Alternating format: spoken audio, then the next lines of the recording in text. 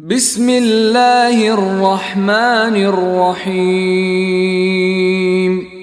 দয়াময় পরম দয়ালু আল্লাহর নামে।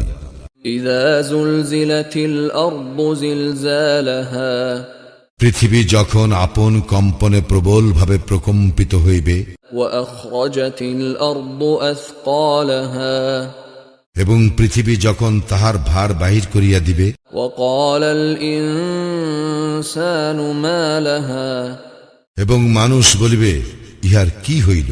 ইয়াওমাইযিন তুহাদ্দিসু আখবারাহা, সেই দিন পৃথিবী তাহার বৃত্তান্ত বর্ণনা করিবে।